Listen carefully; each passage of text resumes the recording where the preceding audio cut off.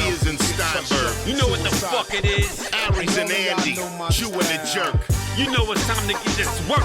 The real raw, gutter, uncut cocaine. No political corrections. Always sleep. Fuck being awoke. We discuss politics and jokes. Scribe, we lit. There's levels to this shit. Before you was sucking on your mama's tit. Aries Spears don't give a fuck. We talk about race a lot, racism, Sexism. Much love to my loyal bitch bag holders. Rollers, clip loaders. We got them in the folders. The whole world on our shoulders. Spears and Steinberg. To all our podcast listeners, and please know I was going to sit here and this morning as I was thinking about this intro that Andy and I are going to do for the Best Of episode, I literally was going to make a list of so many of the podcasts, loyal, faithful podcast listeners that have been with us since day one. But I was like, dude, you're not going to be able to name everybody. You're going to forget some people. You don't want to make people feel funny because you didn't mention them. And they're like, dude, why didn't you say my name? So you guys know who you are. We love you all. To us, this is a milestone because this marks episode 400. So we want to, of course, extend some love and thank you and appreciation to all you guys for all your support.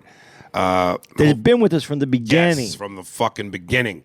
And, you know, will continue to be with us. And to all the new listeners who may not have been listening from the beginning, but you just jumped on, welcome.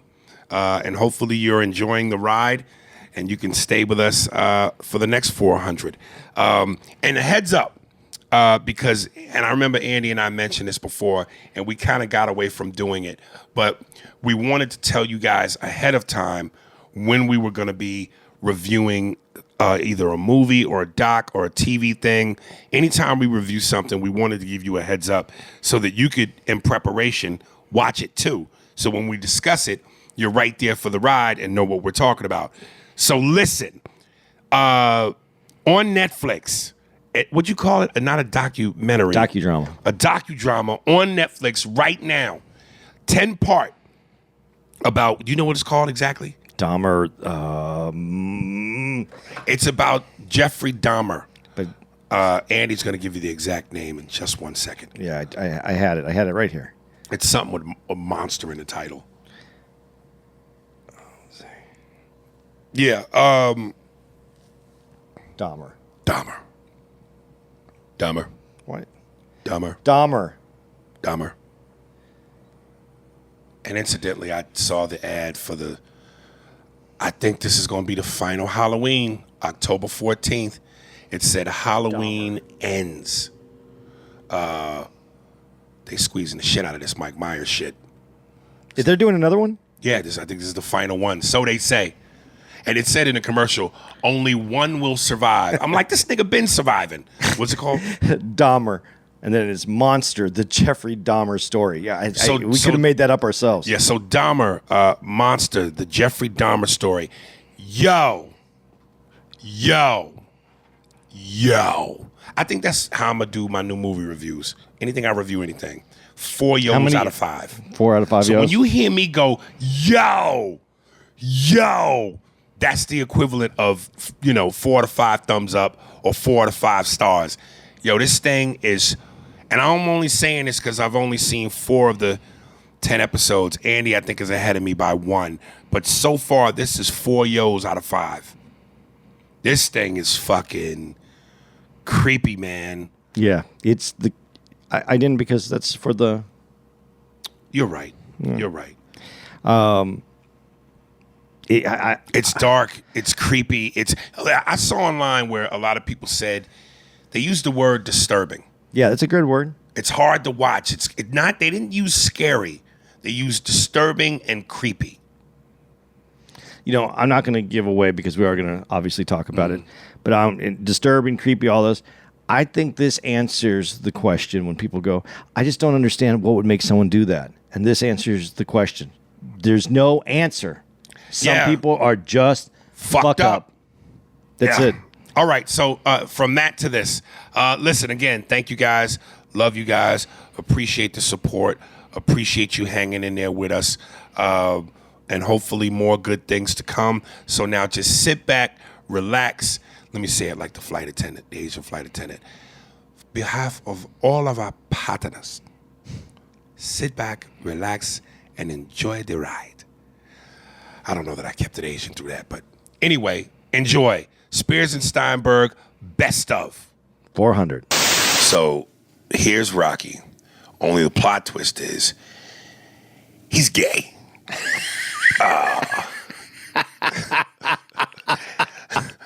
And his lover, instead of Adrian, he's calling to the ring. So, of course, he would go, "Hey, yo, Steve! Welcome to the emails." See, that's how you do that, Miles Crawley. First one. Dude, I'm sorry. It's not, but the Eddie Murphy joke where it was Ed Cramden and Ed Norton, Ralph Cramden and Ed Norton. Yeah, I tried to make them all one word. But Rocky and Paulie would have been. But I don't do a Paulie, and he doesn't have a specific. But I know what you mean. Yeah. Hey, Rocco. Fuck it. But just. Hey, yo, Paulie, you want to put down your boxes? I'm feeling kind of horny. Oh, not tonight, Rocco. Hey, yo, if I want to fuck, you got to be able to fuck. Hey, yo.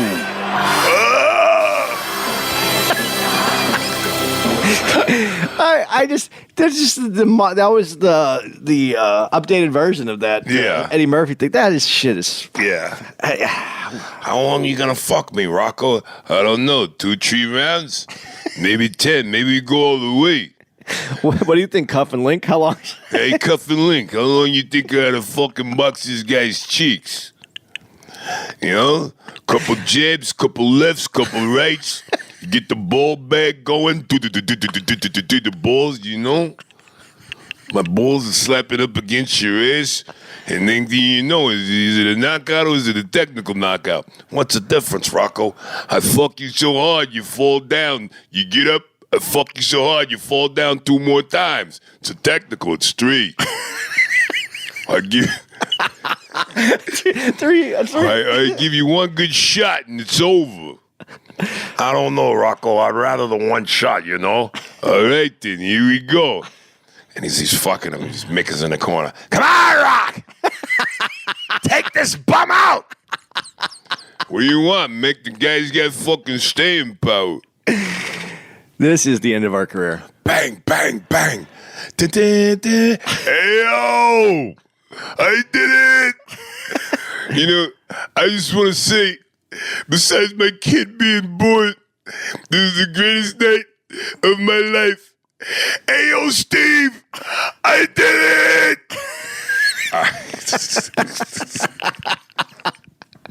K Rocky, nigga. That's a shout out to Eddie Murphy, though, too, for producing that bit. And produced by Eddie Murphy. K Rocky. And then next comes the sequel. All right. And I read, "What's good, Aries? This is Wendell from Louisiana. Yo, man, I see you read the email. Now that I sit back and really reread it, I really did come off super emotional towards Andy. I apologize as a man for the name calling and coming at you very disrespectful. I shouldn't have done that. Puts in caps. However, Andy, I meant what I said about how you do what a lot of other Miracle Whip people do, dog. You find the flaw in the argument and you hold on to that one point and you nibble on it until the oppressed just say fuck it and give up, man. I did go and watch a few clips from your YouTube of your stand-up. You all right, nigga. There's room for improvement. But so is it for shit in my life, dog. I was really fired up from episode 86 and I was mad like a motherfucker. Once again, I apologize as a man. No, I'm not the angry nigga who got shafted by a white boy, LOL, and had a bad experience with someone Caucasian's people at all. I love myself and my life, man. It took me to sit back and realize how emotional I was in the previous email. Love the podcast, though. Also, I need a $10 a lot of money gear where I get that shit, Holmes. One love, Aries, my nigga. And this is apology part 2. Also, nigga, I'm really getting deeper and deeper into the podcast, man. I'm a young fella who's been doing comedy longer than I have been alive, so please forgive me for my naivete. I never knew the reason why people in Africa was chanting Boombaye Ali was because George Foreman got off the plane with a German Shepherd, and people in Africa viewed that as disrespect because that's what police use to attack them. Never knew that, man. You dropping that knowledge was my lesson for the day. Now, with that being said, I know you love MJ, but to me, that nigga ain't the GOAT, dog. Not saying he's not great, but he's second greatest to LBJ because I'm witnessing the greatness with LBJ. Yeah, understandably. I haven't witnessed it with Mike, but The Last Dance made me realize Mike was that nigga back in the Gap. But I hold I special place. A special place. $10, a lot of money. Same way you're a Jordan groupie, I'm a Jordan groupie, dog. I'm a LeBron groupie, dog. I will also say this to you, though, man. I wish I was alive when Mike Tyson was in his prime. To me, hands down, the greatest fighter ever. No dispute. Nah, it's actually disputable, dog, but I feel where you're coming from. Roy making a huge mistake fighting this nigga. Roy making a huge mistake fighting this nigga. Cause Jesus Christ, Mike is a different animal, man. Damn, you sound like you fought Mike Tyson.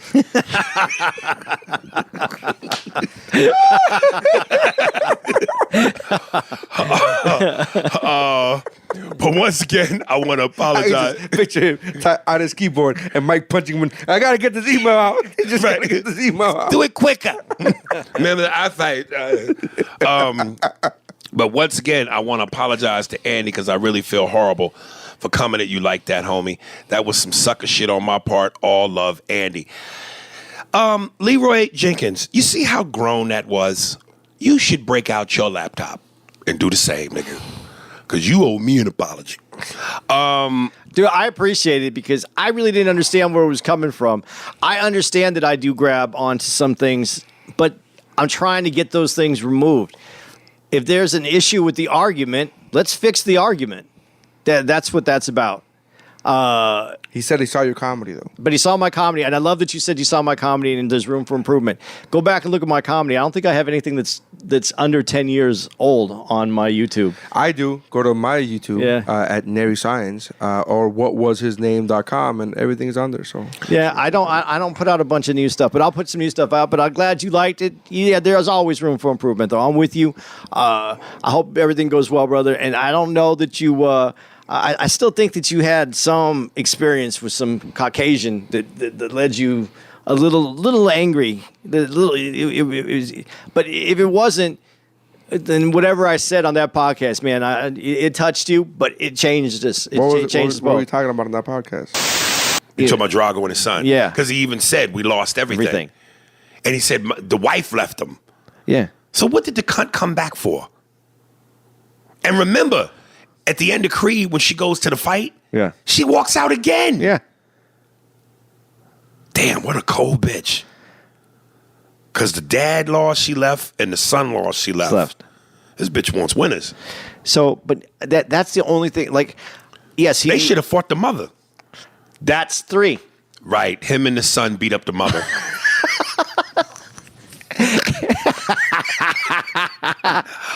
All right, boys and girls. That wraps up Creed 1 and 2. I almost didn't comment and take this job because the lead was a nick. But Deborah, you know, and because I'm a gamer, Deborah does some work on video games. And matter of fact, her likeness was even on, I want to say Call of Duty. I know she did Far Cry. One of my other games I play. I'm forgetting the name. The zombie game with the dude on a motorcycle. Don't ask me. I don't play any games. Yeah, no. The one game, cool zombie game, like a Walking Dead. She's the voice on that. So I'm just happy my girl is still doing something, because I always said she was one of the ones that was among all of the cast that was extremely talented, that there's no way she shouldn't be out there. She's too fucking good. And one thing that the article pointed out is that, you know, Deborah was probably up until they hired Maya Rudolph on SNL, and then because of all the shit that SNL was getting for their lack of Negroes on the show. Then they went all out and said, let's get 3 black women going at once. And then it became Maya, Leslie Jones. I forget the third black lady's name. But, you know, when motherfuckers finally get enough flack, they overkill. So they went crazy and SNL started hiring niggas left and right. Saturday Night Live! Starring many Negro women now. Steve, if you can, man, find that SNL intro music and put that behind me. I'm going to do that again in 3, 2, 1. Saturday Night Live, starring Maya Rudolph, Leslie Jones, Kenan Thompson, and all the forced added new niggas. Coming out of that in 3, 2, 1. Yeah, man. Well, because all shows at that time, you know, the predate SNL, you know, and then even in your time, it was like one black dude, one black female at the most, right? Yes. At the most. Yes, it was only Deborah. And then when Deborah left, pardon me, I forget the name of the other chick they hired. And then when she left, there was another new black chick they hired. So it was all in shifts. You know, we never had more than one black girl on at once. Me and Phil was on together, and before me, Phil and Orlando Jones. So the brothers, they had more than one, but the black women, they only had one. So do you think it's like a white exec in a room looking at the other white execs going, man, have you seen any, you know, funny black folks, especially women? Have you seen any black funny women? You know, I don't know if you're being serious with that question or trying to be funny, but that actually is a good question. No, I'm both. Really think, I wonder, do they do that? Well, because they're out there. Are they just not wanting to look? Well, then the response from the other white dude in the exec room would be well, I don't go to those places. Right. And they had the good mozzarella. You know what I'm saying? The hand-pulled mozzarella. And I think I've said this before. Not mozzarella. That's what these gringos, these pure white, you know, Anglo-Saxon. Oh my God, that's how you. No, the fucking Italians, the goddamn, they bathe in virgin olive oil. They fucking the mozzarella. You got to say that. That's the real shit. And I got me a little ball of the mozzarella and the sandwich. What did you have? I had a meatball sub, yeah. And I had a chicken parmesan with mozzarella, and I took an Italian deli sandwich meat home to eat later tonight. And they had the fresh bread. You get the right bread. Oh God, it was a good thing. And we sat outside, like we were the Sopranos over at Satriel's. We sat outside with the fucking picnic tablecloth, table covers, and we sat outside and we ate outside and watched the traffic go by. I felt like a soprano, man. It was feeling good. No, the food was great. They had, and you could sit outside. You could buy your own wine there too. They opened it up for you. Yes, and we both had a little bit of wine. It was a good afternoon. It was some Italian shit, man. We was fucking wops. Wine in cups, little teeny cups. Yeah, we was wops with cups. fucking killing me over here. And at one point, I wanted to ask the girl, a little spicy white chick, brunette, who was taking care of us. I wanted to ask her where she was from. I wanted to assume she was Italian, but I wasn't sure. But she had Italian attitude. So at one point, she was trying to figure out what I wanted, because it was because we kept going, we want to get ours to go, meaning to bag it up and take it to sit outside and eventually take it back to the hotel to eat later. And she was like, everything's to go here. Like, there's no place to eat in here. Everything's to go. And I'm like, bitch, I know that. I'm just saying to go is in, meaning we going. And she's thinking I'm meaning go is in. She kept asking, where you from? Yeah. Like, to take it back to our house. Like, we're going to make a sandwich here and fly back to... Right, because some people will go, if you're going to be traveling that long, no tomatoes and blah, blah, blah. So at one point, I just said to her, I was like, oh, that's what you mean, Maron, you're killing me. So something took over. Something in me just became Italian? It was. I like the place. I want to find a place like that in New York. If you're in New York and you have your spot, hit me up. Well, Little Italy still is in New York, Italy, right? but I want to know the spots where I can just go get like that Italian deli. I found my Other than Little Italy? yeah, like I don't know more if by that the area. exists. There used to be delis all over the place. Good delis. Like that one? Yeah. Nah, you got to go to Little Italy. Well, if you're in New York and you got a place for me to go, If you want that real shit, Andy Comedy on Instagram, let me know where it's at. Little Italy, baby. There's a reason why it's called Little Italy. I know, but then I have to go all the way down to Little Italy. Yeah, that's what you got to do. Yeah. It's them sacrifices you got to make for greatness. It's not a sacrifice. It's just a walk, but Well, you walk it, baby. Walk it. How bad you want it? yeah, I want it. That I want. I want that kind of spot. You know, there's something about getting to this is what's happening in this world. Not knocking it. But I'm saying this is just the truth. No one knows how to cook anymore. That's and all true. these recipes are disappearing the way these people used to do. The old school, you mean? Old school way of doing things. Right. And so we may be the last generation to get any of this real. Yeah. There's a short supply of real left. I almost thought when we was going to war. But see, this is San Francisco. I think that there are certain parts maybe in Brooklyn and maybe even Little Italy where, you know, there probably ain't many of them because lawsuits now, but there's got to be one that just when you walk in, it's an old fat Italian woman goes, "No niggas in here," and that's the spot I want my sandwich from. Because that motherfucker is made with a little bit of nigga hatred, and they put in the ingredients that they don't want us to ever have, and them is the ingredients I want. That's going to taste the best. No niggas in here. I'm like, just give me a sandwich, bitch. Let me tell you something. This sandwich was so good. The minute I bit into the sandwich, I heard, that's real shit. We can't get a moolies, the fucking real mozzarella. Give them the fucking mozzarella. The kind we buy from the fucking shop, right, and put it and say it's real. Don't give them the real fucking mozzarella. What the fuck are you doing? Take the shaker cheese off the counter, too. I don't want to give them the extra cheese. Was there shaker cheese there? No, I just said that was Spike Lee's. Oh, see? Yeah. Yeah. Yeah. Do the right thing. Yeah. I already said no extra cheese. I want to walk into a spot that just smells like a hot, wet Italian. Just a hot, sweaty Italian, nigga. No niggas in here. The fucking owner looks like Anthony Quinn. Oh, goodness. But it was good, man. You know, when sports started out, from where it began to where it ended up, how black people dominate sports, and what better sport than basketball? Basketball. Back in the 40s, when it was a white man's game, before the niggas came around, when it was basic chest passes and regular jump shots and regular bounce passes. Back when the game was as stiff and as cold as a Jewish man's dick. But then the niggas came, and they monkeyed it up. All the dunks and dazzling moves. It was just mayhem and anarchy. The apes were out of control. Let's get back to the good old days, before the niggas came. I'm Brett Butler, yeah? Good day. All right.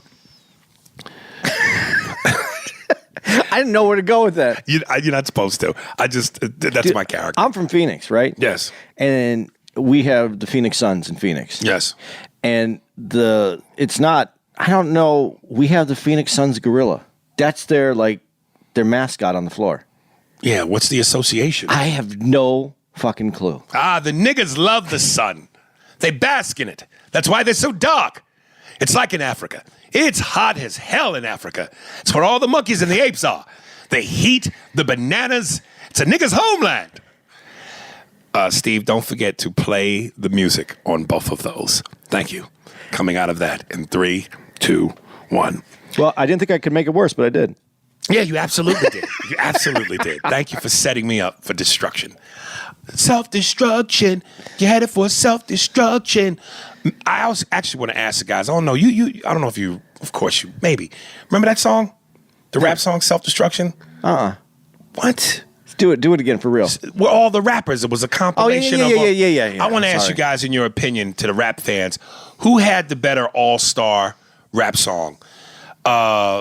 Self-Destruction, which was all the East Coast niggas, or Same Gang, which was all of the West Coast rappers. Y'all know what I'm talking about. Let me know. All right. From Kolsch Soul. This nigga probably just sat up. Probably was in the tub, relaxing. He heard his name, and as he got up, you hear all the water splash. I did ask this question to a female comic once, and I'll tell you who it was. It was Amy Schumer. Right after, I didn't know at the time, but it was right after she broke up with Jesselnick. Oh, I didn't even know they were together. Yeah, they were together for a little bit. And I go, would you ever do that again? Would you date a comic? And she goes, yeah, I would definitely date a comic. And not that she had obviously married someone that's not a comic, but she said, yeah, because we have the same schedules. And I never thought about that. It's nice because, like I see, it's hard for my girl and I to get together sometimes because I'm on the weekends. She's off on the weekends, And that's what the thing that she said is that it's nice. You have the same schedule. You understand the difficulties of the business. You can communicate to each other. You can work on things together. And it's coming from another comic's perspective. She made it sound like it was a good thing. I think I would have a harder time with it. She looks like when she sweats, her pussy smells like Play-Doh.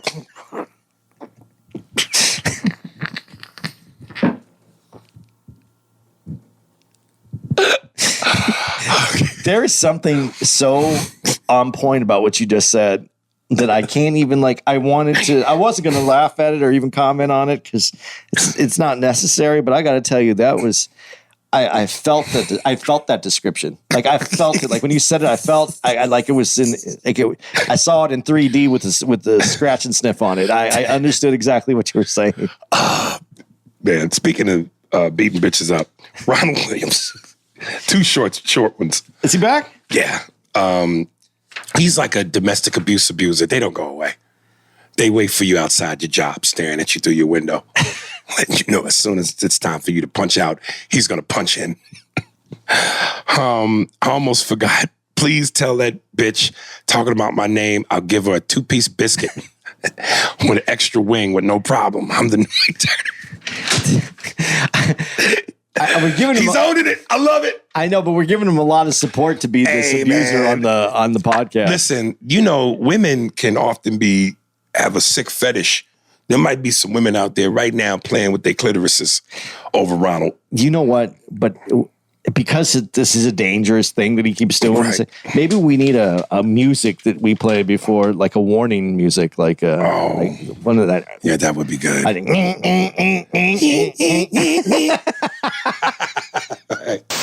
So I understand you had that manservant of a man follow me last night. So typical. You will not behave like that again, Rose. She goes, I'm not one of your workers that work in your mill. You can't tell me what to do. I'm your fiancé. My fiancé, boom, turns the fucking breakfast table. Yes, you are. And by law, my wife. And you will honor me the way a wife is required to. Do you understand, Rose? That fucking in his face, that's him. But look. If age doesn't make a difference, I have a better Lex Luthor for you. Who? Way better. Who? Okay, I'm going to give you the scene. You're going to tell me who it is, and you're going to say that it's right. The scene where Morgan Freeman and now I'm going to forget his name. Brad Pitt are in the car. Kevin Spacey. And he's in the back, and he's doing that. Kevin Spacey was Lex Luthor in the Brandon Ruth. I don't know if it's Roth or Ruth, Superman. That's the one that always would work.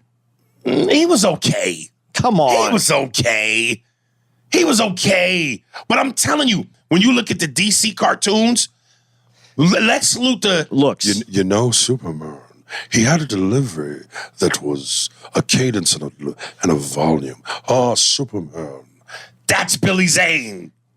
The character that now I forgot his name. I just said it. What was his? Kevin Spacey. Kevin Spacey played in that is kind of similar to the character that he played in the Superman. That's the one. I know, but dude, other than 7, and even in 7, it feels like, and listen, Kevin Spacey's phenomenal, but I said this when we talked about it. He ends every line with a little, there's a little sweetness that drags as he ends his lines. And Lex ain't. Maybe he is. Who's Lex's girlfriend? Who? Miss Chesspocker. And at least in Christopher Reeves, Miss Chesspocker. I think it's front. Front. I think that's. Oh, it's a front. Yeah, that's his beard. Right.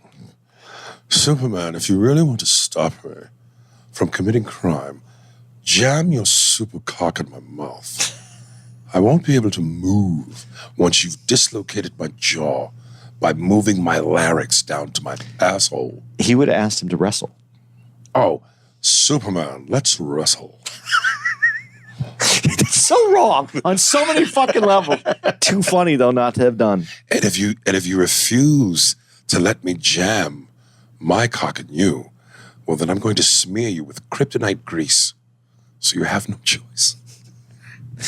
Dude, I just think Kevin Spacey got that better than The Emmett Till thing.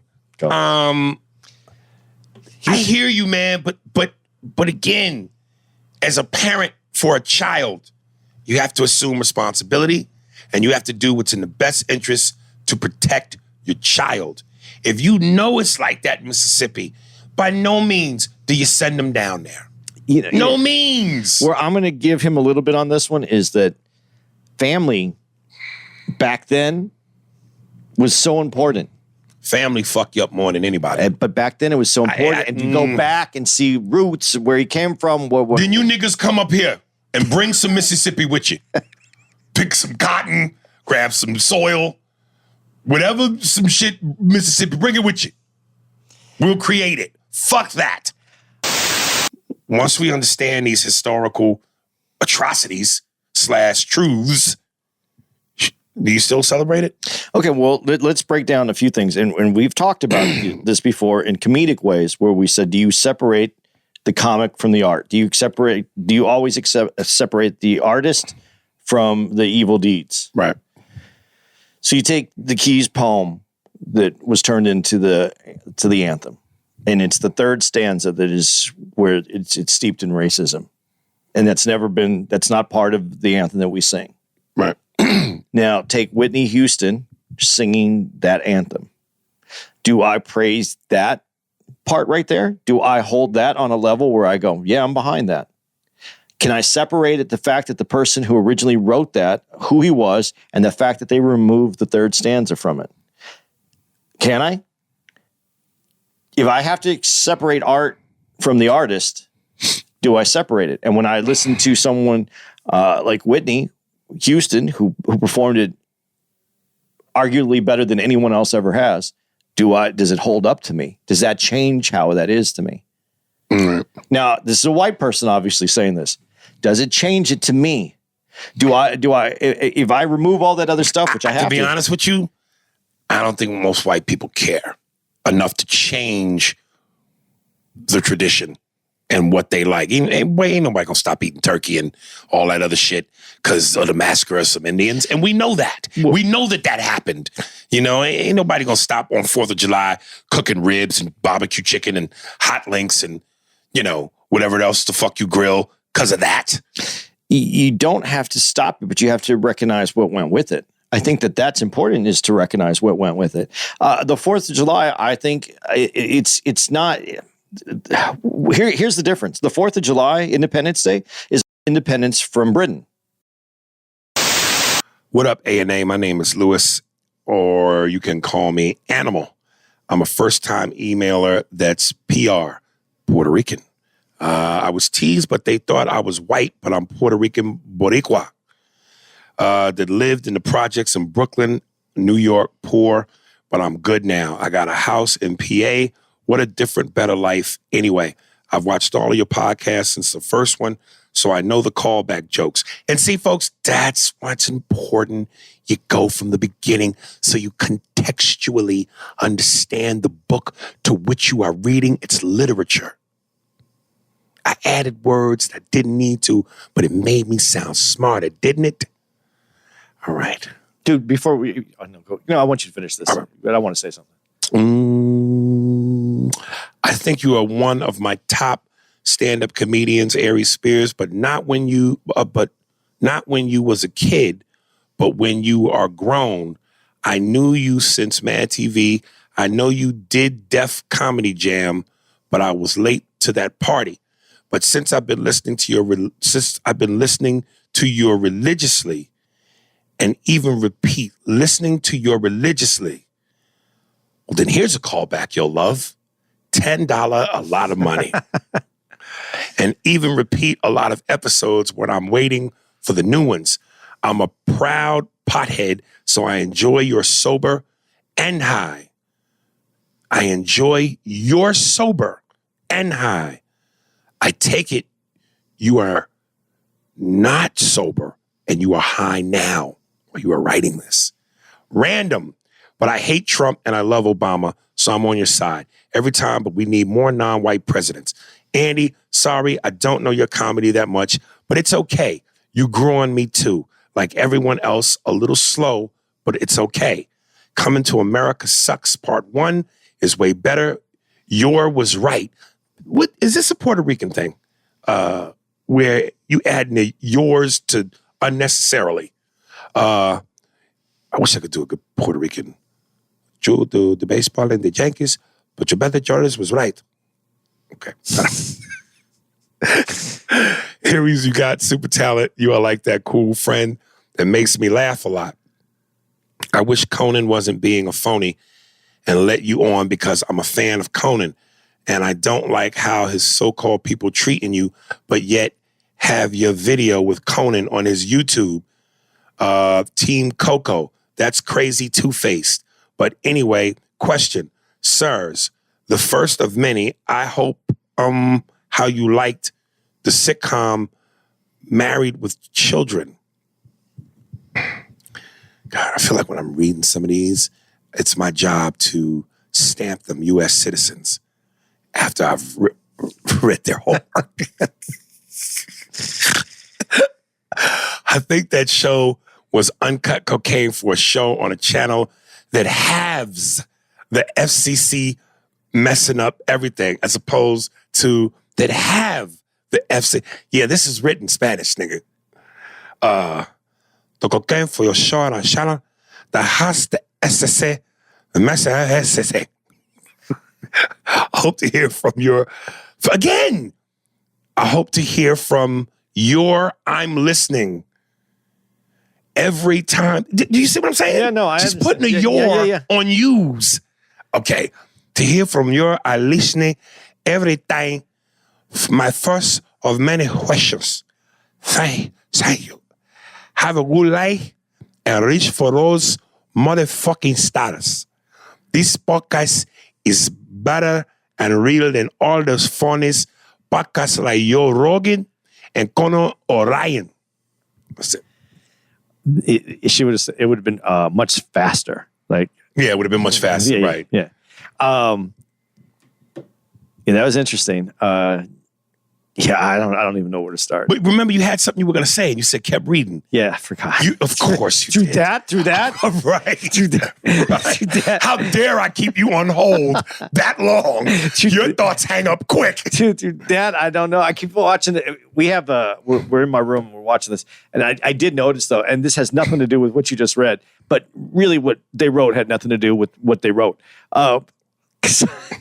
There was some on TV. I saw something on the right, dude. Luis Guzman. Luis Guzman. Luckiest, or the best, or just the right dude at the right time. Right, all of it. Right dude, right time. He's very good. Yeah. And he'll go above and beyond. Like right now, he's wearing a see-through shirt. He's not another gay dude. Yes. Yeah, and with his belly out. Right. He doesn't stop. He'll go all the way. Let me tell you something. Hollywood has a thing for unique looking creatures. And Luis Guzman, John C. Reilly, and even Sam Jackson are unique looking creatures. They're not debonair handsome, and you don't want to say they're ugly, but them is some interesting specimens, nigga. Dude, if you look at Reilly on Boogie Nights, yeah, and take him from that moment in time and go, he's gonna be a big actor. Right. No, no one said that. Right, but he, like Louise and like Sam, who's the bigger star of the three, is in everything. John C. Reilly, unique. John C. Reilly, Sam Jackson, and Luis Guzman don't stop working. Them niggas is in everything. And Sam is the leader of the pack. But I'm telling you, Hollywood, everybody knows beauty and look is a part of Hollywood. If you a pretty motherfucker, a la Brad Pitt and Thelma and Louise, Yeah. you are A-list leading man. George Clooney, Denzel, or you got to be a specimen to the visual eye. John Leguizamo. He has the But look. John's a good-looking dude, He has a look, though. though. But he has a look. He has a look, but he's still good-looking, though. This dude right here, what's his name again? Oh, that's Nick Turturro's brother, John. Yeah. Works all the time. All the time. Has a look. Now you're looking at someone who doesn't have a look. Right. But he was funny. But when you look like a creature, nigga, Hollywood likes you. And you know, let's be real. Hollywood's controlled by white folks. There's something about creatures that white people adore. Because to them, to y'all, they're like these wild, untamable pets. And they go, look what I got. Look at this atrocious, horrendous looking nigga. I own him. I feed him. That's exotic to y'all. Like bulldogs. Like bulldogs, nigga. Luis Guzman is a creature. I'm sorry I got us off the track, but yeah, he's just looking at me, and I was like, dude, this dude. They pull them niggas out at parties and go, have you heard about Clarice's new creature? Clarice, I heard you got a new creature. Bring him out during the guacamole and the cheese part of the party. Guys, who wants to see my new creature? And they bring them niggas out. Look at this. What do you call him? This is a John C. Reilly. This is a Luis Guzman. What is it? I know. White people, you love them shits. Oh, that had Paul Mooney written all over it. White people love those goddamn creatures. You love them. You pull them out of the basement, out of your baskets, out of your closets, out of hiding, and you introduce these creatures to your white friends at parties. Look at this exotic. I don't know what this nigga is, but he's a creature. You've tamed a creature, nigga. Yes.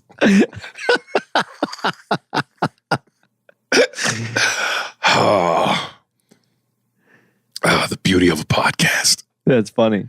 What time is it? Okay, time. We got one more. Yeah. And then Ali. Because we got to go clean up and get ready for our last show. Last show. Sunday in Pleasanton. In the Bay, nigga, the Bay. Etiquette. Comedy etiquette. What that is.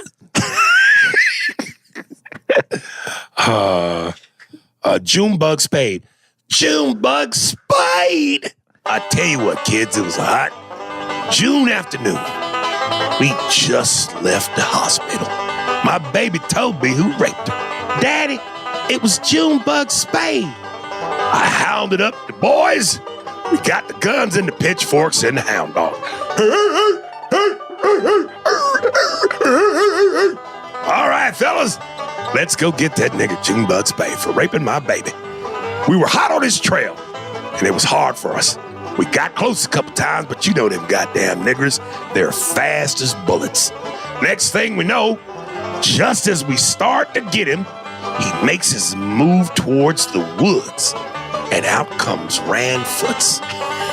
And Rand Foots waved him on in and said, "Hi, Junebug, get up in here, boy. I'll hide you." And Junebug disappeared in them goddamn forest with Rand Foots never to be seen again. And that was who raped my baby. God, guys, I swear if y'all could see what I'm showing Andy, y'all would slap the shit out of him. It's all right. That booty is gorgeous. What about this one? I told you that's all right.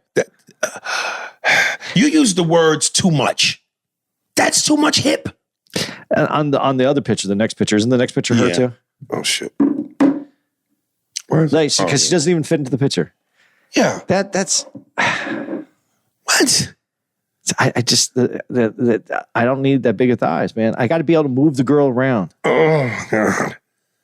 Move her like physically, you mean? And pick her up, move her around. Just tell the bitch get up. I have to, and it'd probably take her a second to get up. See, what you want to do, movie star shit and pick a bitch up and move her into position? Yeah. First of all, that's not real. That's movie shit. No one fucks with up against the wall Your dick won't even, like, who does that? Why are we fucking up against the wall when there's a bed? Did you not see The Godfather? That was so fake.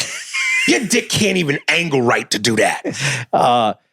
It's not, I wasn't against this, but it's more than I need. Right. All right. I know you don't like that last one. No.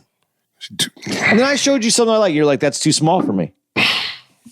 That's crazy. And by no means was it thin. It wasn't. Yeah, I don't like. Yeah, that Gemma stuff. Seriously, that Gemma stuff. Gemma stuff. Those thighs. They look like they came straight off the Hulk.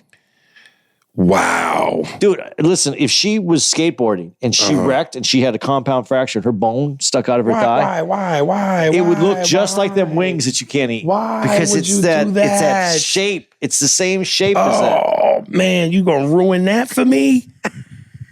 Damn, nigga said compound fracture.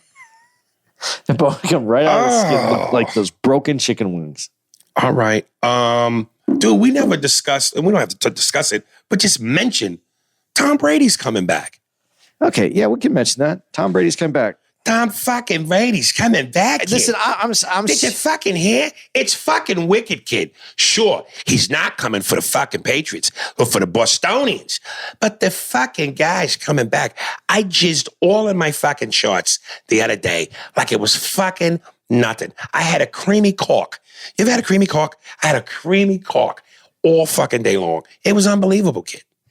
I don't like this Tom Brady story. Why? Because here's the thing. You said you like great writing, right? Yeah. So you got this guy who is one of the last pick of the last American white bread greatness. So he comes out of college. He's passed over. What was he? 5th round pick? I don't fucking know. He comes up. What's his face? Bledsoe gets hurt. He gets his opportunity to play. He fucking outplays Bledsoe. Now he's good, but he's still not there. A couple years ago, he's now he's the greatest. Now he's winning championships. He has the greatest coach. They're winning all these championships. 6 fucking titles, kid. Goes away, comes back. They think he's too old. He comes back, goes away, comes back, wins all these titles. And then a little fallout from his coach. His coach doesn't like his trainer. There's this issues here. So at the end, when it comes time, who's better? Was it Belichick that won these or was it Brady? Brady goes to Tampa. Fucking Tampa Bay. And a good coach, Bruce Arians, he was in Trust Arizona. me, that team is nothing to die for. And he comes and he wins the championship. That's what a fucking pure white thoroughbred does. If you're the writer of this story, that's the end. It doesn't fucking end till he's fucking carted off the field, kid. Yeah, that is what the end is going to have to be, because this guy is going to play either till he gets hurt or until he just can't win. And even then, he'd be the number 1 fucking patient in the hospital. He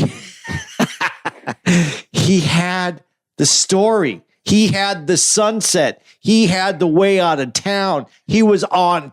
Who retires on top after winning and gives the fuck you to the old coach and says, I fucking did it. Fuck you. I'm done. I ride off. I go get on my fucking model girl and fuck her for the rest of my life with my good looking kids and all my money. He fucking flies. He's a god. Yeah. The story was written. The end was up and he fucked it up. And if he comes back and he gets hurt and then he gets done, he leaves so unceremoniously when he could have went out. But what if he wins, kid? What if he wins another one? Jesus Christ. The fucking driver. My name is Bobby Patterson, by the way. The fucking driver. If he wins, congratulations. But the story, the story was written. He had the chance to leave and just walk out like no one That's else. A fucking testament to his balls, kid. He's got fucking balls to come keep doing this.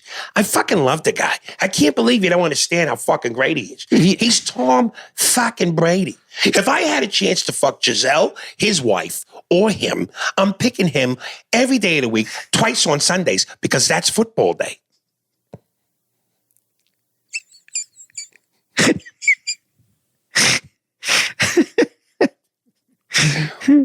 Now that you put it that way, Bobby, you're right. Come on, kid.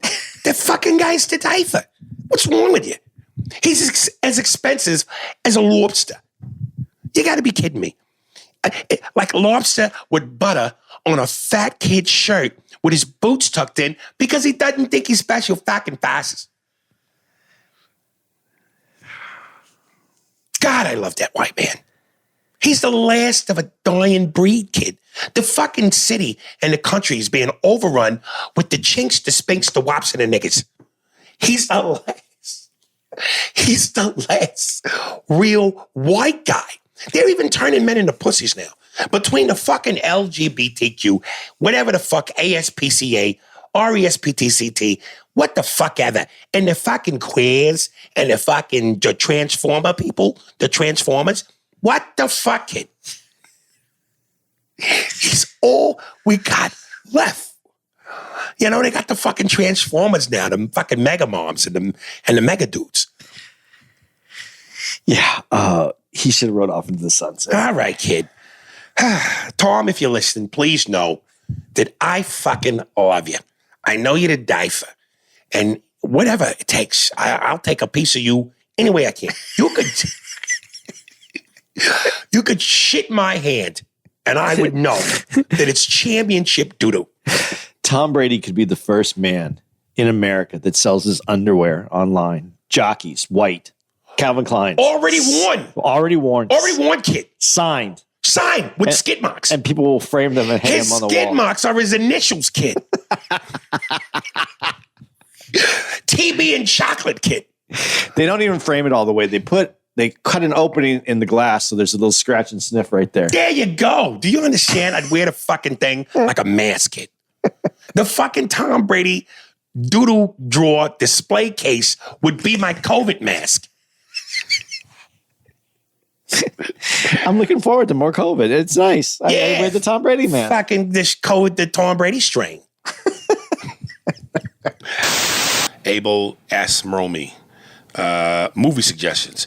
Here's what's up, Aries. We pretty much have the same taste in TV shows and movies, except I say Snowfall is right under Sopranos, and the only reason Franklin and them isn't number one is because Snowfall is only 40 minutes long, and Sopranos episodes seem like mini movies. Anyway, here's some suggestions to watch. Fargo Season 4 on FX. You can watch any season of Fargo in any order. They're all dope, but I suggest watching Season 4 first, starring Chris Rock and the ROTC teacher from a different world. And I know you hate Rock's acting, but this show is good. It's about the Italian mafia going against the black mob in the 1950s. Black Monday on Showtime, starring Don Cheadle and Regina Hall, is a funny-ass show about the coked-out stockbrokers in the 80s. Season 3 just started. I've seen some of those. Yeah? Of the Black Monday? Yeah. Is it good? Yeah. Yeah. Makes you laugh? Yeah, it's a good show. Okay. Fargo? I haven't. You know what? I have not seen one of those Fargos, and I heard though that Chris Rock is awesome in it. Like, really? Yeah. Get over everything that you've seen Chris Rock do. He's awesome in that. All right. Mr. In Between on FX. I have not seen that. Is an American show, but is set in Australia. But don't trip, no subtitles needed. And it's about a hitman who tries to balance being a gangster and raising a kid. Sounds like The Sopranos. The final season just started. Atlanta on FX is a dark comedy starring Lakeith Stanfield and Donald Glover, and is about a rapper from Atlanta on the come up, but having to navigate through a whole lot of hood shit. I haven't seen that. Yeah, I haven't either. Warrior on HBO Max is a Bruce Lee show that is about kung fu, mob guys, and the Wild West days. A couple people have mentioned that. The Boys on, I know you like that. Yeah. The Boys on Amazon Prime is a show about wild-ass superheroes who kill and do foul shit, but are treated like celebrities. It's hilarious. It is really good. Ray Donovan. My brother Ish was big on this show. Ray Donovan on Showtime is about a Boston gangster who is hired muscle for Hollywood stars, and it's starring Liev Schreiber and John Voight. It's 7 seasons long, and they're filming the movie now. God damn. Yeah, Schreiber's a great actor, though. Yeah, he is. The only thing I didn't like him in was when he was Wolverine's brother. Right. I hated that. Yeah, but he's a solid dude. Yeah. The Ballad of Buster Scruggs is a dark comedy Western movie that stars that dude from Taken, and it's a bunch of different funny stories of how to die in the Old West. Boss Level is a crazy-ass movie about a guy who keeps waking up with 100 people trying to kill him, and he's continuously gets murdered, and then the day restarts all over again. It starring Mel Gibson. So that's basically Groundhog Day meets a nigga's life.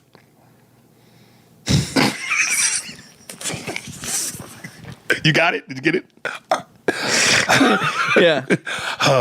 You just took such a long pause there, and then you went, and then you said it, and I was like, I was trying to figure out how to say a black man's everyday life, but I was like, a nigga's life. That movie is Groundhog's Day meets a nigga's life. A nigga continuously wakes up with 1,000 people trying to murder him. That is called a nigga's life in America. I dare you to write a book and make that the title for your book. What, a nigga's life? Yeah, and make it just your book. Your career. We are replacing the traditional holiday movie that comes on every Christmas in black and white. With, what was it called? What was that movie called? A Wonderful Life. We are replacing A Wonderful Life with a nigga's life. The black. No more Jimmy Stewart, nigga. Now it's Jimmy Jackson. Jimmy Jackson stars in a nigga's life every Christmas morning. Are you going to have a stutter like Jimmy Stewart had in It's a Wonderful Life? Yeah. Do you remember any of the lines? No, I wish I could. I just remember him running home and he was so excited. He was stuttering? Yeah, man. These hunkies ain't trying to kill me no more. Mama, these hunkies, the crackers ain't trying to kill me no more. All right. I don't know all the in-depth about the relationship between Martin and Kennedy, but I think what I do know is there has been some stuff, some actual voice recordings where Kennedy wasn't gung-ho about Dr. King or the movement. Yes, he did what he had to do. Yes, he did some things. But there was, God, I wish I could be specific, but I can't. I'm having an Andy moment. I can't really remember all the details to it, but there was some voice recording where basically, and I'm paraphrasing, Kennedy wanted to help and was trying to do the right thing, but certain racial aspects kept him not wanting to do it. I want to help that nigga, but I know I'm in charge. And I hold Dr. King and what he's doing in high regard. But I have to take a step back before I do what's have to do for the patty. Yeah, I don't know. I think that's probably closer to what was said. Right. Somebody bail that nigger out. Let him know that I'm going to do it and drop all the charges. Go ahead. First of all, and I was going to come out a lot harder on this, and I'm not. Uh-oh. I'm not, because the Kennedys did do the movement went through the Kennedys initially. But let's be really honest about this. It was completely accidental. The only reason that Kennedy got Martin Luther King out of jail is because Nixon couldn't, and Nixon tried. Nixon couldn't do it because there was a Democrat who was in charge. And he couldn't, so he had no negotiating power. Right. Nixon wasn't liked in his by those around him for a lot of reasons. And Nixon had a horrible presence, and but he actually had a relationship with Martin Luther King. Nixon. Yes. Didn't know that. He wanted to get him out. Nixon at that time and the Republicans at the time, I'm trying to clarify that really hard here, at the time, had a different trust from the black community, because at that time they had done legally, they had presented themselves in a way that when they handle race relationships legally, and that was their point, that they would stay out of business and they would do things in a legal matter, it worked out more for the black community than than what the Democrats were doing at the time. And I'm not saying it was because of a love for black people. I'm saying they followed the letter of the law, the legal letter of the law. And when you do that, you have to take a step back and go, oh, we're doing things wrong. This should be happening this way. And then to bring up Bobby Kennedy, who was adamantly against getting Martin Luther King out of jail because he thought that was going to cost him the election. These guys, the Kennedys, were all about, they were the original Clintons. They were about what was best for their marketing and their brand. So it really wasn't like there was a love for the Negro. It was just... Once they saw that they were attached to the movement and they saw that was beneficial, that's where it went, and that's where Bobby Kennedy went when he was running. Now, I'm not saying he wouldn't have made great strides once he was behind it. I'm just saying the actuality, the love that you express for them is I think you need to do a little bit more research and look into who you love, because the white devil is never to be trusted, brother. No matter who or what he does, that white devil and them pig's feet and them hog nose and that is always trying to hurt the black man. When you hear an oink, nigga, run. There them niggas go. When we talk about politicians have they need votes. That's how you get elected. So you do what it takes to get people on your side. We need to win some votes. It's Negro love time. It's Negro loving season. We need to win some votes. So we know normally we would never have any Negroes up to the House in the Hamptons, but this is a very crucial time. So let's pick 4 or 5 darkies that we feel we could stomach them putting our silverware into their mouth.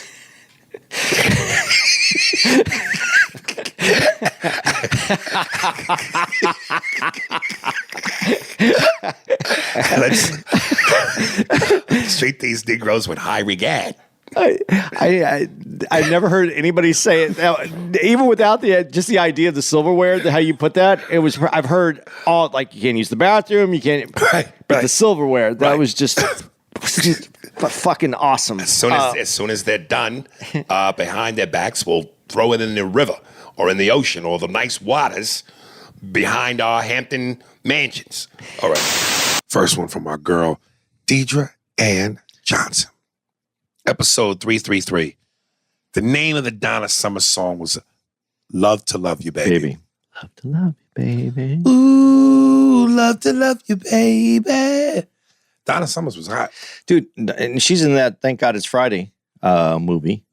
Thank God It's Friday movie. Thank God It's Friday. You never saw Thank God It's Friday? No. Oh, dude, Comedy?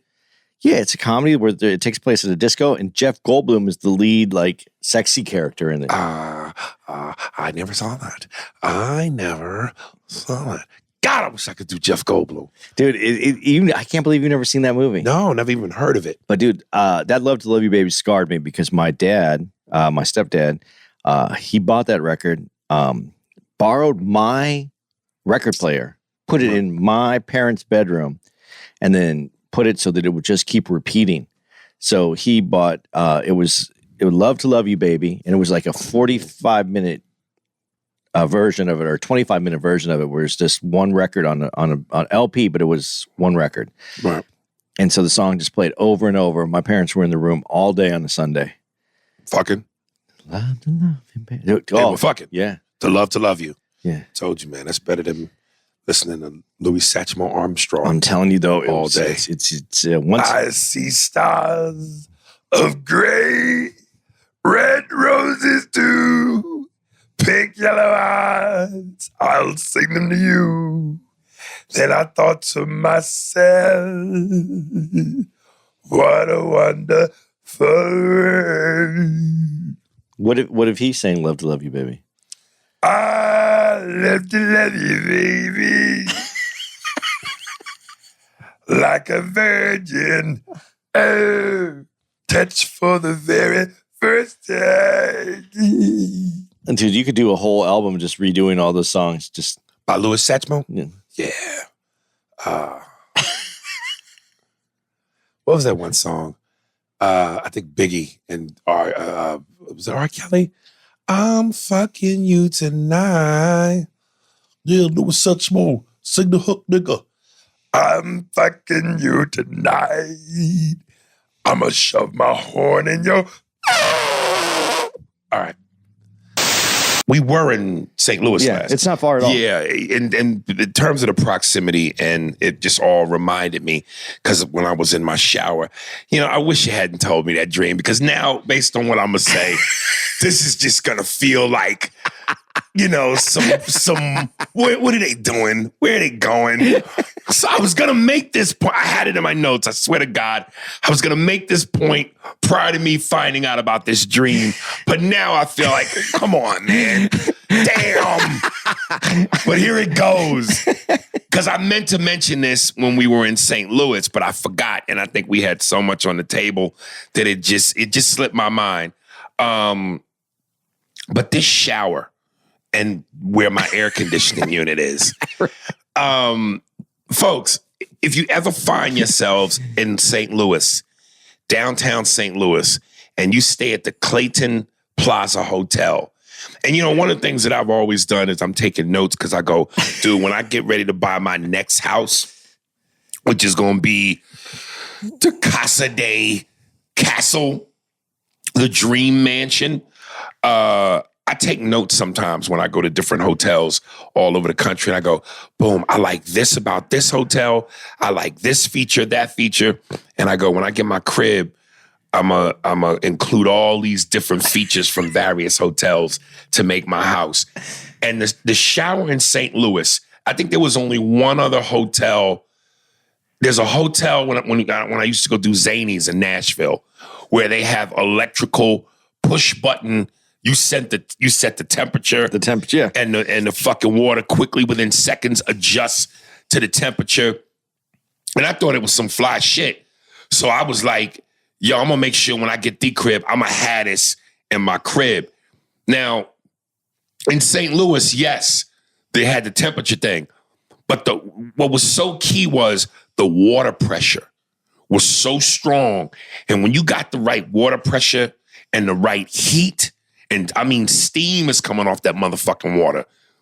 Dude, and you take the handle shower head, the one that you can move around. Because they have multiple and you can pick. They have multiple. You can pick. You can pick the one that comes out of the wall, and you could pick up the wand. And you just, dude, when you let that water shoot up your nuts and you turn that shower head up and you let that pressure and that steam shoot up your nuts and up your ass, oh, Lord. Oh, Lord. Oh. I mean, fellas, and I know some of y'all, and what makes it worse is Andy told the fucking dream. So this just seems like homo hour. And that's not what this is. But I'm telling you, the massage, it's like a massage going on to your body. And it's hitting you all at once. It's like you got 3 little miniature Asian women, all the size of golf balls. And one is in your ass, massaging the inside of your ass. Another one's massaging your nuts, and the other one's hanging on your dick. And it's not just one Asian woman. It's an Asian woman and her partners. Man, that motherfucking massage. Whoa! And now here in Milwaukee, and I know I did this bit before on the podcast, so I may have to repeat it, because we don't get many of them. Most of the hotels we stay in, the air conditioning units are, in the wall up towards the ceiling. But this hotel has one on the floor, basically, the vents. And I'm telling you, when I get out this shower right here, dude, and you are soaking wet, and you walk to that air. Steve, give me the Jamaican music. When you get out the shower, man, and you put your leg up on top of the air conditioner unit, and you let the cool breeze shoot all throughout your nuts and up your ass, it's the best thing in the world, man. The only thing better than that is you got to be holding a red stripe and drink the beer and sit there while your leg is elevated. One leg elevated up and the other leg flat down. And you let the cool breeze shoot throughout your whole body, butt naked and wet. And ladies, again, You could do the same thing for you when you get out the shower and the water is cascading past your nipples and you put your foot up on the air conditioning unit and let the cool breeze shoot through your vajayjay and all throughout your uterus. You gotta do the same thing as the man and drink a Red Stripe. Only don't drink it from the bottle. Pour the beer and let it cascade past your nipples and take your free hand and cup your titty and slurp the beer from your breast. I know it was sexist, but that one was for us. And to all the feminists out there who didn't like that, back up, back up, back up. Oh, dude, hotel tricks is what I call them, to feel good. Now, I'm not just trying to be funny. I'm telling you, I guarantee you men and women, if you do this, you by yourself and you put your foot up on that air conditioning unit and butt naked and let that cool air shoot up your private parts, you're not only going to laugh because you're going to remember this moment, but your eyes are going to roll in the back of your head and you're going to go, that nigga was right. Shouldn't they say something Jamaican sounding? Yeah, man. That's what they should say. Yeah, when you hear that, when that breeze hits your nuts and the inside of your ass and up your vajayjay and through your uterus, just go, yeah, man. Yeah. It was nice having Kyla, man. It was nice having her drop by. Dude, I always look forward to Kyla coming in and adding her part, because she, you know, what's cool too, she disagrees with me a lot and disagrees with you a lot and agrees with you a lot and agrees with me a lot. I mean, she definitely disagreed with you yesterday. Yeah, but then there was things that we did agree on. Yes. And it's nice to have someone that isn't like one-sided. Like Kyla is Kyla. She's going to give her opinion no matter how she feels about it. Can you hand me my headphones, please? Yeah. Thank you. Plus, like I said, it would have been crazy to be talking about what we were talking about and not have a female's point of view. You got to have representation from that side when you talk about certain issues. So, and again, what I also liked was, to all our female listeners, it was for them. Because I know we so heavy on action and sports and race, even though race can be for everybody too, but it's just something specifically for them. So that was nice. There you go. Oh, there's my water. All right. First email, I had a kick reading this one. William Farmer, Boston accent, Mark Wahlberg. Hey, Aries. Hey, Andy. I'm listening to the episode where you and Andy are talking about Tom Brady coming out of retirement. And Aries, you have me and my wife dying of laughter. It's funny to me because as you're doing the Boston accent, I'm picturing Mark Wahlberg as the character. Just imagine in all his Wahlbergisms. $10 a lot of money there, pal. Talking about how much he loves Brady. And he's the last real white man left. I almost crashed the car when you said if he had the chance to have sex with Brady's wife or Brady, you'd choose Brady, and twice on Sundays because it's football day. Also, Andy got on my head about reaching out to you through his Instagram, LOL. Andy might not say the word nigga, but hanging around you, Aries, he's slowly becoming one. Because he definitely hit me with the, do you listen to the podcast, he writes in caps. He was referring to the part where he said he was sick of people hitting his IG to reach you. Andy was about to curse me out in Jew talk. All love, though, Andy, all love. Lastly, since we are talking about Mark Wahlberg, where do you guys place him in terms of actor or movie star? I'd say he's a movie star. Has some good movies, but he also has some head scratchers, a.k.a. The Happening. What movies of his do you guys like, and what movies of his don't you guys like? Oh, yeah, please let me know when you guys are back in Los Angeles or the Burbank area doing comedy. Me and my wife should look to your show. Me and my wife would love to show y'all some love and support. Love the pod. Love the pod, guys, and keep up the great work. It's funny when you talk about Tom Brady, kid. He's the fucking greatest thing to ever happen to this fucking planet. The guy's so fucking wicked. Speaking of most powerful entities in the planet and the universe, a lot of people don't know this. There's Tom Brady, and then there's God. Tom Brady gave birth to God. Tom Brady is God's father, kid. And I'm going to tell you something else. The guy could fucking do, Bobby Patterson, anyway. The guy could do fucking anything. They could make a major Hollywood motion picture about Dr. Martin Luther King, and Tom fucking Brady would play Dr. King. He would fucking slay it, kid. He's on the Washington Monument, and he's giving that speech, and he ends it the famous way he ends it. Free at last, free at last. Thank God Almighty, I am finally free at last in that situation with the New England Patriots and Bill fucking Belichick. Then he would grab a football from underneath the fucking podium and throw it so far and so long and so strong, it would go over the pond and past the Watters. It would be fucking great, kid. And they wouldn't even put in a scene where he gets assassinated, because he'd be standing on that fucking motel balcony. Bam! He hears the shot. He catches the fucking bullet with his teeth. What's better than that? Everybody, they should mandate it like a fucking law. On Sundays, everybody's got to wear a Tom Brady fucking t-shirt. They got to wear the t-shirt. His face, it's a fucking law. It's a mandate. And it's on the fucking face, is on the t-shirt. And underneath the head, it says Tom Brady to fucking die for. Ladies and gentlemen, in the red corner, from Phoenix, Arizona, weighing in at 485 pounds, mostly stomach and neck, Andy Steinberg.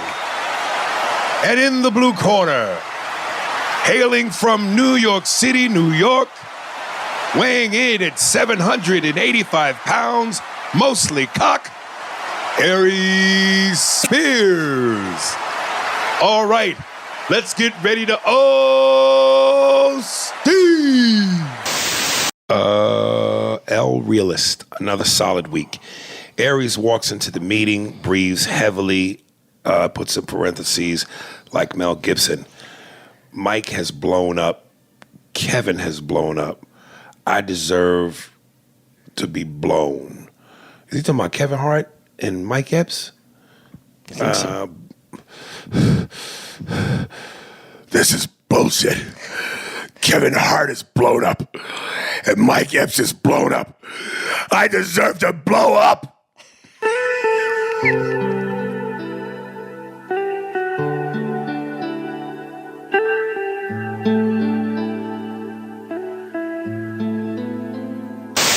Hello there, podcast listeners. My name is Bert Bridgewater. Most of you may remember me from last week's episode when I described to you what a real man does. And I'm going to be one of the new characters here on the A&A podcast, alongside characters like Brett Butler, Barrington Wilmington III, Yes Poor, Yes oh, fuck it. That name's too gay to say anyway. Ranfoot's Junebug Spade. And I'm going to find out who raped that young white Southern girl. And when I do, I'm going to rape him, because that's what a real man does. Let me give you a few examples of what a real man does. A real man gets butt naked, lathers himself up with chicken's blood, then goes into a cage full of hungry lions, closes his eyes, balls up his fists, and says, fuck it, let's see what happens. A real man never asks to borrow a lighter when he wants to smoke a cigarette. A real man puts the cigarette to his lips, douses himself with gasoline, sets himself ablaze just to light his own cigarette. A real man rides a bicycle without a bicycle seat, then rides all over New York City, purposely looking for potholes. Real men eat chicken wings and various other finger foods, and when it's time to wipe their hands and mouths, they use dirty magazine pictures as napkins. That way, when they wipe their mouths, they also eat the pussy. And last but not least, a real man can sit on the sofa with his best friend and watch Brokeback Mountain, not because they're gay, but because they know a good movie when they see one. And when they reach that part of the movie where the one homo says to the other homo, I could never quit you, that's when a real man reaches in the popcorn bucket, and when he feels his friend's cock, he looks him in the face and says, oh, Steve.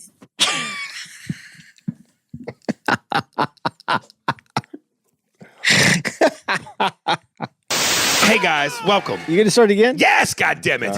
All right. So listen, real quick. On yesterday's episode, Andy and I ended the episode where I said I have to go take a shit. To be continued. Here we are. So I went to the bathroom. I went to my room. From the time I pulled my pants down, got on the can, gave birth to my chocolate child, wiped my ass, and pulled my pants back up, I was on the can for 1 minute and 15 seconds. I'm on my way back down to Andy's room. He texts me and goes, "Don't rush back because now I have to take a shit." I said, "Dog, leave the door cracked. I'm already on my way." I come in. This nigga's on the toilet for 20 minutes. I want to know from people like you, because a lot of people do this. My brother used to do this. What the fuck are y'all doing where you're on the can for 20 fucking minutes? A shit should be in, out, bada boom, bada bing, keep it moving. What do y'all be doing in there? Okay, first of all, it wasn't 20 minutes, but here's the thing. Number one, this is what you never understood as from being a dad, is that sometimes taking a shit is the only time you have any time to yourself. Okay. So you go in there, and that's where you make yourself comfortable for a few minutes. Number one, that's not what happened, though, today. I could tell this is going to be a shit storm of a shit story. That's not what happened. I'm going to tell you the shit story. So you left. I did a couple things here, and then I was like, you know what? I need to take a shit. So I went to the bathroom, and I texted you while I was in the bathroom, "Hey, I'm taking a shit now. Don't rush back." And then you text back, "I'm already on my way. Leave the door cracked." So that meant in mid-shit, I had to stop, wipe my ass, flush the toilet, wash my hands, go to the door, put the little thingy in so that you could come back in, go back, sit down, and nothing happened after that. So I sat there waiting, hoping to get the second part out, and now I'm just sitting here uncomfortable knowing I have like an unfinished business. Like, so you pinched a loaf and you still got half in you? Yeah, I think about a quarter. Like, I think I got 3/4 out. Well, why did you just push it out while you was in there? I don't push. You let it naturally just let it come out, man. Damn. I'm not fighting with myself. So you don't do the. No, man, that's bad for you. Who says who? Doctors, life. That's. I've bad. never heard that. It's bad for you. I've at times pushed and I went. You know when you go and your head shakes and you feel like you're about to black out. Yeah, that's when you're about ready to give yourself like a stroke or a heart. You could. People die on the. You know, every year hundreds of people die taking a shit. I would love to know the statistics on that. We'll have to pull. I'll have it for you next week. Please have some shit stats for me. But I'm going to tell you, people die. That's not where I want to die. I want shit stats and ass analytics. You ready to start this motherfucker? Yeah, man. All right, listen. One of my favorite movies was on earlier today, and I always praise this fucking movie because I love it. I think Ray is one of the best movies ever. Yeah, it's good. One of my favorite scenes is that scene where Regina. Oh God, don't do this. The black, beautiful actress. You know I don't remember names. 227. Yeah, I know. I want to say Regina Hall. Oh, Aries, don't do this. Can you do your Jew thing? And oh no, your phone's over there. there. Yeah. IMDb. God damn it. Oh no, all I gotta do is this. I can't believe I'm fucking doing this. The cast of the movie Ray. I can't even remember the lead. And Jamie Foxx. Yeah, I couldn't remember his name. When I need to remember a name, it's not there. Regina King. God damn it! That scene where Regina King calls Ray at his home in L.A. and he tells her, "What you crazy? I'm with my wife and kids." And she gets drunk and she's drinking during the recording session, and her and Ray get into that fight, and Ray goes, "Just forget that." He goes, "Ray, how we gonna do the song? You just do the girls out." "Man, forget that. I'll take care of the girl part and find me an old Johnny girl." And he goes, "Last night when I heard you say, do-do-do-do, oh, Johnny, when you know my name is Ray, that's why I believe." Oh, Steve. Commenting a question to you. Number one, you know, look, you could go a lot of people do Bill Cosby. A lot of people do, fuck some other black comic or celebrity. But the ones that floor me are the ones that it's like, who the fuck does that? And dude, I heard you do Harvey Keitel. What the fuck was Ari Spears thinking? Bringing a goddamn Jew in my house.